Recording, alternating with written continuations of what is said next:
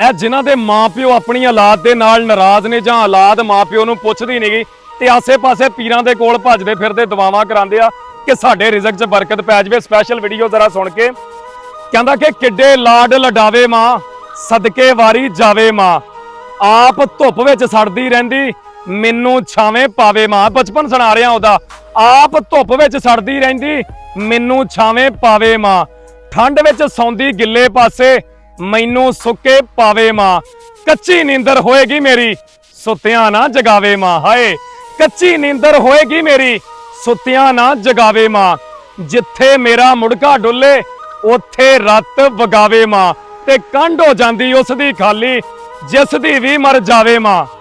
ਸੱਚੀ ਗੱਲ ਜੇ, ਕੰਢ ਹੋ ਜਾਂਦੀ ਉਸ ਦੀ ਖਾਲੀ ਜਿਸ ਦੀ ਵੀ ਮਰ ਜਾਵੇ ਮਾਂ, ਜੇ ਵਸ ਚੱਲਦਾ ਮਰਨ ਨਾ ਦਿੰਦੀ ਹਾੜੇ ਤਰਲੇ ਪਾਵੇ ਮਾਂ, ਪੁੱਤਰ ਭਾਵੇਂ ਭੈੜੇ ਹੋਵਣ 100 ਪਰਦੇ ਪਾਵੇ ਮਾਂ। ਪੁੱਤ ਭਾਵੇਂ ਨਸ਼ਈ ਹੋਵੇ ਮਾਂ ਕਦੇ ਉਹਨੂੰ ਨਸ਼ਈ ਨਹੀਂ ਕਹਿੰਦੀ, ਮਾਂ ਪੁੱਤ ਨੂੰ ਗੰਦਾ ਨਹੀਂ ਕਹਿੰਦੀ। ਪੁੱਤਰ ਭਾਵੇਂ ਭੈੜੇ ਹੋਵਣ 100 ਪਰਦੇ ਪਾਵੇ ਮਾਂ, ਤੇ ਰਹਿਮਤ ਦੇ ਖੁੱਲ ਜਾਣ ਖਜ਼ਾਨੇ ਜਦੋਂ ਹੱਥ ਉਠਾਵੇ ਮਾਂ।